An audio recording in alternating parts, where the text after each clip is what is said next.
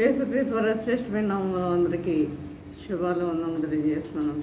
ప్రియులారా, అందరూ బాగున్నారు కదా. ఈరోజు ధ్యానించబోయే లేఖన భాగం చూసినట్లయితే కీర్తన 34వ అధ్యాయం 7వ వచనము. యెహోవా యందు భయభక్తులు గల వారి చుట్టూ ఆయన దూత కావలి ఉండి వారిని రక్షించును.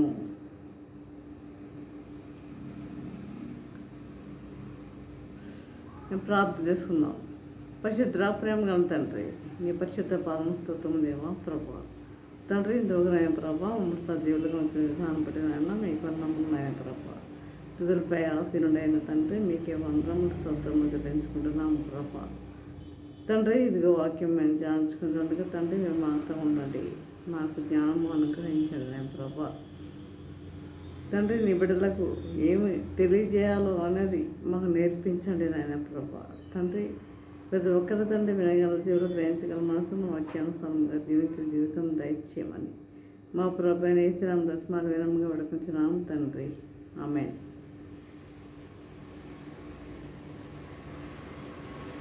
ప్రభునందు ప్రియులారా, మనకు జీవితంలో కొన్ని అవాంఛనీయమైన సంఘటనలు జరుగుతూ ఉంటాయి. అంటే అనుకోని సంఘటనలు జరుగుతూ ఉంటాయి. అంటే మనం అనుకుంటాం అందరికీ జరుగుతున్నాయి కదా, మనకేనేంటి అని మనం అట్లా అనుకుంటూ ఉంటాం.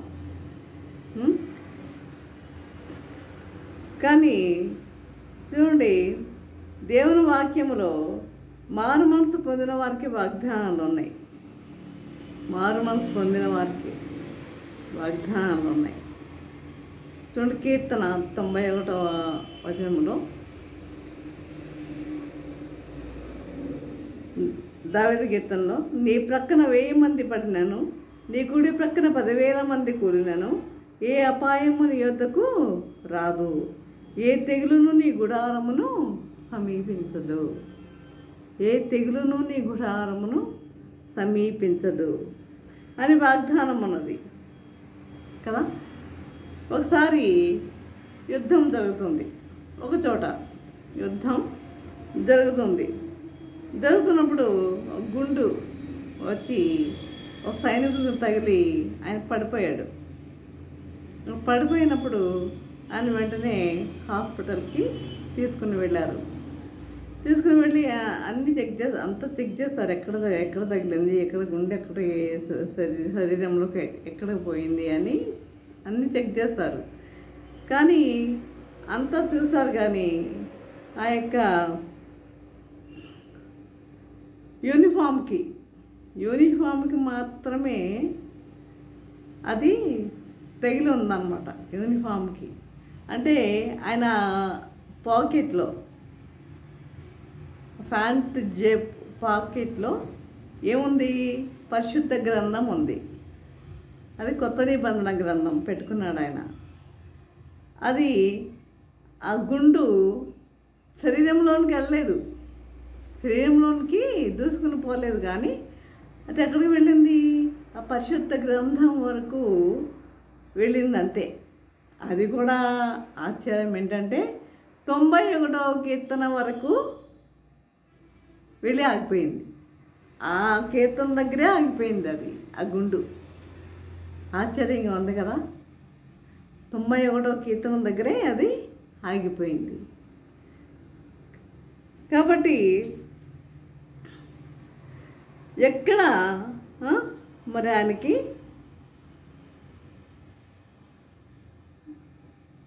ఆ గుండు తగిలినట్లుగా లేదు. కాబట్టి ఈ విధంగా మనము యేసుక్రీస్తు రక్తం క్రింద ఉన్నవారము కాబట్టి అపాయము మన దరికి చేరదు. మన యేసుక్రీస్తు రక్తములో కడగబడిన వారము కాబట్టి ఏ అపాయము మన దరికి చేరదు. ఈ విధంగా ఇంకొక విషయం మనం చూసినట్లయితే, కొంతమంది లోకములో మనుషుల మీద అనుకుంటూ ఉంటారు, మనుషుల మీద ఆనుకుంటూ ఉంటారు. నేను చెప్పబోయే అంశం కూడా అదే. మీరు దేని మీద ఆనుకుంటున్నారు? మీరు దేని మీద ఆనుకుంటున్నారు? కొంతమంది మనుషుల మీద అనుకుంటూ ఉంటారు. మనుషుల సహాయం మనకు కావాలి, కానీ మనుషులను బట్టి మనం అసహించద్దు. మనుషులను బట్టి మనము అసహించే వారికి మనం ఉండద్దు. ఒక ఆమెకు మంచి భర్త ఉన్నాడు, మంచి ఎంప్లాయ్, ఆయనకి మంచి బంగళా, కారు, ఆమెకి 2 బిడ్డలు, అంతా సమస్తము దేవుడు సమృద్ధిగా ఇచ్చాడు వారికి. కాబట్టి ఇవన్నీ ఉన్నాయి కదా, ఇవన్నీ నాకు ఉన్నాయి కదా, నీ ఎక్కడికి వెళ్ళాల్సిన అవసరం లేదు అని ఆమె ఏమనుకుంది? చర్చికి వెళ్ళడం కూడా మానేసింది. చర్చికి వెళ్ళడం కూడా మానేసింది. ఎందుకు? ఇవన్నీ ఉన్నాయి కాబట్టి, ఇంకెవరితో అవసరం లేదు కదా. చర్చికి వెళ్ళడం కూడా మానివేసింది. ఒకరోజు ఆ భర్త యాక్సిడెంట్లో ఆయన చనిపోయినట్లుగా తెలిసింది. ఇంకేం చేస్తుంది? ఇప్పుడు ఏమైంది? ఆమె ఏం చేస్తుంది? ఆ బిడ్డలను తీసుకొని తన పుట్టింటికి చేరింది. ఆ బిడ్డలను తీసుకుని ఆ పుట్టింటికి చేరింది. కాబట్టి మనం అన్నీ ఉన్నాయని మనం అసహించవద్దు. మన అన్నీ ఉన్నాయని మనము అసహించేవారిగా మనము ఉండవద్దు. ఈ విధంగా దేవుడు నిన్ను దీవించి ఆశీర్వదించి ఈ స్థాయికి నిన్ను తీసుకొచ్చాడు కదా. దేవుడు నిన్ను ఆశీర్వదించి నిన్ను దీవించి ఈ స్థాయికి నిన్ను తీసుకొచ్చినప్పుడు నువ్వు ఎలా ఉండాలి? దేవునికి కృతజ్ఞతలు చెల్లించుకునే వారిగా ఉండాలి కదా. ప్రతి వారం దేవుని సన్నిధికి మనం వెళ్ళేవారిగా మనం ఉండాలి కదా. మనం ఉండాలా వద్దా? అన్నీ ఉన్నాయి కదా, వెళ్ళాల్సిన అవసరం ఏంటి అనుకుంటే, ఆదివారం అనేది చూడండి, ఈ విధంగా ఆదివారం అనేది సెలవు దినము కాదు. అది ఆదివారం అనేది సెలవు దినం కాదు. అది దేవుడు మన కొరకు ఏర్పరిచిన పరిశుద్ధ దినం, పరిశుద్ధమైన దినం. కాబట్టి దేవుణ్ణి ఆరాధించుకునే పరిశుద్ధమైన దినం ప్రియులారా, దేవుణ్ణి ఆరాధించుకునే పరిశుద్ధమైన దినం. కొంతమంది అసలు ఆ సండే ఏ పని చేయరు. ఎక్కడ ఉంటారు? దేవుని సన్నిధిలోనే వారు గడుపుతూ ఉంటారు. దేవుని సన్నిధిలోనే వారు గడుపుతూ ఉంటారు. దేవుని పాటలు పాడుకుంటూ, దేవుని స్తుతిస్తూ, ప్రార్థిస్తూ ఈ విధంగా ఉండేవారిగా ఉంటారు. కాబట్టి మనము దేవుడు ఇచ్చిన ఆశీర్వాదాలను మనం మర్చిపోయేవారిగా ఉండొద్దండి. దేవుడు మనల్ని మెచ్చి మనకు అన్నీ ఇచ్చాడు. ఇచ్చినప్పుడు నువ్వు అన్నీ మర్చిపోతే ఎలాగా? నీ తల్లిదండ్రులను నువ్వు మర్చిపోతున్నావా? నీకు అన్నీ ఉన్నాయి, నీ తల్లిదండ్రులు మర్చిపోతున్నావా? వద్దు, ఆ విధంగా నువ్వు ఉండవద్దు. నీ తల్లిదండ్రులు మర్చిపోవద్దు, నీ అత్తమామల్ని మర్చిపోవద్దు, ఎవరిని నువ్వు మర్చిపోవద్దు. నీకు అన్నీ ఉన్నా కూడా అసహించొద్దు. అది అసహించేవారిగా ఉండవద్దు. అదే ఇంకో విషయం చూసినట్లయితే, రాజు 2వ గ్రంథంలో మనం చూసినట్లయితే, రాజు 2వ గ్రంథం 7వ అధ్యాయంలో అక్కడ షోమ్రోన్లో, నేను చదవట్లేదు, 2వ అధ్యాయం 2వ గ్రంథంలో 7వ అధ్యాయంలో షోమ్రోన్లో క్షామం వచ్చింది, కరువు వచ్చింది. కాబట్టి 7వ అధ్యాయంలో శత్రువులు చుట్టుముట్టగా పట్టణపు తలుపులు మూసివేయగా వచ్చిన భయంకరమైన కరువు దినాల్లో దేవుడు తన ప్రవక్త అయిన ఎలీషా ద్వారా ప్రవచనం ఇచ్చాడు. ఏమిచ్చాడు? ప్రవచనం ఇచ్చాడు. ఏమని? రేపు ఈ వేళకు పట్టణములో ఆహారము సమృద్ధిగా ఉంటుంది అన్నాడు. అక్కడ ఎవరి చేతి కింద రాజు ఆనుకుని ఉన్నాడు? మంత్రి ఉన్నాడు కదా, రాజు పక్కన మంత్రి ఉంటాడు కదా. రాజు ఆనుకొని ఉండెను. అవిశ్వాసి అతను, అవిశ్వాసి అయిన మంత్రి ఉన్నాడు. అతడు యెహోవా ఆకాశమందు కిటికీలు తెరిచినను అలాగ జరుగునా? యెహోవా ఆకాశమందు కిటికీలు తెరిచినను అలాగ జరుగునా? చూడండి ఎంత అవిశ్వాసంతో మాట్లాడుతున్నాడు. అప్పుడేమంటున్నాడు ప్రవక్త, నీవు కన్నులారా దాన్ని చూస్తావు, నువ్వు దాన్ని చూచేదవు కానీ దానిని తినకుందు అని అతనితో చెప్పాను. అంటే ఆహారాన్ని నీవు తినవు, కన్నులారా చూస్తావు కానీ ఆహారాన్ని నువ్వు తినవు అని చెప్పాడు. సరిగ్గా అలాగే జరిగింది. ఎలా? దేవుడు గొప్ప అద్భుతం చేశాడు. అక్కడ గొప్ప అద్భుతం చేశాడు. రాజుల 2వ గ్రంథంలో 7వ అధ్యాయం చదవండి. కాబట్టి గొప్ప అద్భుతము చేశాడు. యెహోవా రథములన్నీయు గుర్రములన్నీయు గొప్ప సమూహపు ధ్వనియు వారి శత్రువులకు వినపడేటట్లు చేసి వారిని తమ గుడారాలను విడిచి పారిపోయేటట్లుగా చేశాడు. వారిని తమ గుడారాలు విడిచి పారిపోయేటట్లుగా చేశాడు. అప్పుడు 4 కుష్ఠరోగులు వెళ్ళి చూచి శత్రువులు పారిపోయిన సమాచారాన్ని రాజుకు అందించగా పట్టణపు ద్వారాలు తెరుచుకున్నాయి. పట్టణపు ద్వారాలు తెరుచుకున్నాయి. ఆహారము సమృద్ధిగా దొరికింది. రాజు ఆ అవిశ్వాసి అయిన మంత్రిని పట్టణపు ద్వారం వద్ద ఇన్ఛార్జిగా పెట్టాడండి. అవిశ్వాసి అయిన మంత్రిని పట్టణపు ద్వారం వద్ద ఇన్ఛార్జిగా పెట్టాడు. జనాల తొక్కిసలాటలో అసలు అప్పటి వరకు కరువు కదా. ఆ జనాల యొక్క తొక్కిసలాటలో ఆ మంత్రి పడి ఏమైపోయాడు? చనిపోయాడు. కాబట్టి అవిశ్వాసులైన వారి మీద మీరు ఆనుకోవద్దు. ఏమన్నా అవిశ్వాసులుగా ఉన్నారా? వారి మీద మీరు ఆనుకునే వారిగా ఉండవద్దు. ఇంకొక విషయం చెప్పి నేను ముగిస్తాను. చూడండి, కొంతమంది జ్ఞానం మీద ఆనుకుంటారండి. కొంతమంది జ్ఞానం మీద అనుకుంటారు. అయితే ఒక చోట ఏరు దాడుతున్నారు. అప్పుడు అక్కడ వరదలు వస్తున్నాయి. వరదలు అనమాట. కాబట్టి బోట్ చాలా ప్రమాదంలో ఉన్నది. బోట్ నడుపుతున్న ఆయన చాలా భయంగా నడుపుతున్నాడు. భయంగా నడుపుతున్నాడు. బోట్లో ఓ పండితుడు ఎక్కాడు. ఆ పండితుడు అందరినీ అనేక ప్రశ్నలు అడుగుతున్నాడు. నీకు ఇది తెలుసా, నీకు ఇది తెలుసా, నీకు ఇది తెలుసా అని అనేక ప్రశ్నలు అడుగుతున్నాడు. అయితే ఆ యొక్క బోట్ నడిపే ఆయన ఏమన్నాడంటే, నీకు రసాయన శాస్త్రం తెలుసా అన్నాడంట. నీకు రసాయన శాస్త్రము తెలుసా అన్నాడంట. బోట్ నడుపుతున్న అబ్బాయి దగ్గరికి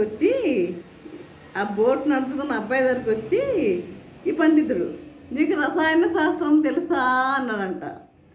నాకు తెలియదండి అన్నాడంట. అయితే నీ జీవితంలో 50% వేస్ట్ అన్నాడంట. తర్వాత నీకు ఖగోళ శాస్త్రం నీకు తెలుసా అన్నాడంట. నాకు తెలియదండి అన్నాడంట. అయితే నీ జీవితంలో 90% వేస్ట్ అన్నాడంట. అలా తన జ్ఞానాన్ని ప్రదర్శించుకోవడానికి కొంతమంది తమ జ్ఞానాన్ని ప్రదర్శించుకోవడానికి ఈ శాస్త్రం తెలుసా, నీకు ఆ శాస్త్రం తెలుసా, ఇది ఈ విధంగా ప్రశ్నలు వేస్తూ ఉంటారు. ఈ లోపల నీటి వేగం పెరిగింది. ఈ బోటు ఆ యొక్క సుడిగుండంలో అది ఏమైపోయింది, బోర్లా పడిపోయింది. అందరూ ఈదొచ్చిన వాళ్ళంతా ఈదుకుంటూ వెళ్తున్నారు. అప్పుడు ఆ బోట్ నడిపే అబ్బాయి అనంట, నీకు ఈత శాస్త్రం తెలుసా అనంట. ఈత శాస్త్రం నీకు తెలుసా అనంట. నాకు ఈత శాస్త్రం తెలీదు బాబు అనంటే ఈయన పండితుడు. నాకు ఈత శాస్త్రము తెలీదు అని అంట. కాబట్టి అయితే మీ జీవితం అంతా వేస్ట్ అన్నాడంటే ఈ అబ్బాయి, మీ జీవితం అంతా వేస్ట్ అన్నట. కాబట్టి మీకు సకల శాస్త్రాలు తెలిసి ఉండవచ్చు, కానీ యేసు లేకపోతే అన్నీ వేస్టే. నీ జీవితంలో యేసు లేకపోతే అన్నీ వేస్టే. నీకు సకల శాస్త్రాలు తెలిసి ఉండవచ్చు, కానీ నీ జీవితంలో యేసు లేకపోతే అన్నీ వేస్ట్. కాబట్టి యేసు ప్రభు సిలువ వేయబడినప్పుడు ఆయన సిలువ మీద మూడు భాషలతో రాశారు. INRIN కదా, INRIN అంటే యూదుల రాజైన నజరేయుడగు యేసు అని యోహాను సువార్త 19:19 చూస్తాం. యూదుల రాజైన నజరేయుడగు యేసు అని. అయితే నీకు భాషలు తెలిస్తే ప్రభువు నెత్తి మీద పెట్టొద్దు. నీకు భాషలు తెలిస్తే ప్రభు నెత్తి మీద నువ్వు పెట్టకు. నీకు భాషలు తెలిస్తే తెలియచ్చు. నువ్వు ఏం ఎక్కడ పెట్టాలి ఆ భాషలు? నువ్వు ప్రభు పాదాల దగ్గర పెట్టు. నీకు జ్ఞానం ఉంటే ప్రభు పాదాల దగ్గర పెట్టు. నీ శాస్త్రాలు తెలిస్తే నీ ప్రభు పాదాల దగ్గర నువ్వు పెట్టు. నీకు వచ్చిన శాస్త్రాలన్నీ ఆయన సేవ కోసం వాడు. నీకు ఎన్ని శాస్త్రాలు వచ్చో అనేక మందికి తెలియజేయి. నీకు ఎన్ని శాస్త్రాలు వచ్చో అనేక మందికి తెలియజేయి. కాబట్టి ఇంగ్లాండ్ దేశపు రాణి విక్టోరియా రాణి ఆమె ఒకనాడు ఆమె సండే సర్వీస్కి ఆమె వచ్చినప్పుడు పాస్టర్ గారు వాక్యం చెప్పారు. రెండవ రాకడ గురించి, ప్రభు త్వరలో రాబోతున్నాడు అనే విషయం తెలియజేశాడు. అప్పుడు విక్టోరియా రాణి ఏముందంటే, నాకు నిజంగా ప్రభు వచ్చే వరకు నేను బ్రతికి కనుక ఉంటే, ప్రభు వచ్చే వరకు కనుక నేను బ్రతికి ఉన్నట్లయితే నా యొక్క కిరీటం తీసి ఆయన పాదాల దగ్గర పెడతానండి అందంట. ఆయన పాదాల దగ్గర పెడతానండి అందంట. చూసారా, మన కిరీటాలు ఎక్కడ పెట్టాలి? ఆయన పాదాల దగ్గర మనం పెట్టేవారిగా ఉండాలి. నీకు ఎన్ని శాస్త్రాలు వచ్చో ఆయన పాదాల దగ్గర మనం పెట్టేవారిగా ఉండాలి. ఈ విధంగా దేవుని వాక్యం సెలవిస్తుంది. ఏమని? ఇర్మియా 9:23 చూడండి. జ్ఞాని తన జ్ఞానం బట్టి, సూర్యుడు తన సౌరను బట్టి అసహ్యింపకూడదు. ఐశ్వర్యవంతుడు తన ఐశ్వర్యం బట్టి అసహ్యింపకూడదు. అసహించేవాడు దేనిని బట్టి అసహించవలనగా భూమి మీద కృప చూపుచు నీతి న్యాయములు జరిగించుచున్న యెహోవాను నేనే అని గ్రహించి నన్ను పరిశీలనగా తెలుసుకోవడం బట్టియే అసహింపవలను. నన్ను బట్టి మీరు అసహించండి. భూమి మీద కృప చూపుచు నీతి న్యాయములు జరిగించున్న యెహోవాను నేనే అని గ్రహించి నన్ను పరిశీలనగా తెలుసుకోవడం బట్టి అసహింపవలను. అట్టి వాటిలో నేను ఆనందించేవాడునని యెహోవా సెలవిచ్చుచున్నాడు. ప్రియులారా, కాబట్టి మనము దేన్ని బట్టి అసహించాలి? జ్ఞానం బట్టి అసహించవద్దు. మనం ఈ విధంగా దేవుని మీద మనం భయభక్తులు కలిగి మనము జీవించేవారిగా ఉండాలి. మన ఎవరి మీద మనం ఆనుకునేవారిగా ఉండాలి. దేవుని మీద మాత్రమే ఆనుకునేవారిగా మనము ఉండాలి. దేవుని మీద ఆనుకునేవారిగా ఉండాలి. కాబట్టి ఈ విధంగా ఉండాలని ప్రభువు తెలియజేస్తున్నాడు. ఈ విధంగా జీవించుటకు పరిశుద్ధాత్మ దేవుడు సహాయం చేస్తూ నడిపించను గాక. ఆమేన్. ప్రార్థన చేసుకుందాం. పరిశుద్ధుడ, ప్రేమగల తండ్రి, నీ పరిశుద్ధ పాలన స్తుతం దేవా. ప్రభా తండ్రి, దోగునాయ ప్రభా, నీ వాక్యం ద్వారా తండ్రి మాతో మాట్లాడిన విధానం బట్టి నాయన మీకు వందనములు తెలియజేసుకుంటున్నాము తండ్రి. ఇదిగోనైనా మీ వాక్యం ద్వారా తండ్రి మాకు అనేక విషయాలు మాకు తెలియజేశారు నాయన తండ్రి. మీకు వందనములు నాయన ప్రభా తండ్రి. ప్రభా జ్ఞానం మీద ఆనుకోవద్దని తెలియజేస్తున్నారు నాయన ప్రభా. అసహించవద్దని తెలియజేస్తున్నారు నాయన ప్రభా. అదే నాయన ప్రభా తండ్రి, నీ బిడ్డలుగా నాయన ప్రభా తండ్రి, మీరు ఈ లోకంలో ఉంటూ అనేక మీ యొక్క మీ యొక్క కృపను మేము కృపను బట్టి మేము ఆనందించే వారిగా ఉండులాగా మేము నీ కృప మాకు దయచేయమని వేడుకుంటున్నాము నాయన తండ్రి. ఈ విధంగా జీవించాలని మీ యొక్క కోరిక నాయన ప్రభా. మా యొక్క జ్ఞానము తండ్రి, మాకెంత జ్ఞానం ఉందో ఆ జ్ఞానం ఇచ్చింది కూడా మీరే కాబట్టి ఆ జ్ఞానం మాకెన్ని శాస్త్రాలు తెలుసో ఆ శాస్త్రాలన్నీ తండ్రి నీ యొక్క పాదాల చెంత మేము పెట్టేవారుగా ఉండటకు నీ కృప చూపమని వేడుకుంటున్నాము నాయన ప్రభా. అదేవిధంగా విక్టోరియా రాణి అన్నట్లు తండ్రి తన అంత కిరీటాన్ని తీసి తండ్రి నీ పాదాల చెంత పెడతానని తెలియజేస్తున్నాను ప్రభా. నిజమే నాయన ప్రభా తండ్రి. ఆ విధంగా తండ్రి మా యొక్క జ్ఞానం తండ్రి నీ యొక్క పాదాల చెంత పెట్టకు నీ కృప చూపమని నీ కృప చూపమని నజరేయుడైన యేసు నామములో మనం విన్నమ్ముగా వేడుకుంటున్నాము తండ్రి. ఆమేన్. తండ్రి అయిన దేవుని ప్రేమయు కుమారుడైన యేసుక్రీస్తు కృపయు పరిశుద్ధాత్మిక అన్యోన్య సహవాసము సకల దీవెనల సదాకాలము ప్రభా.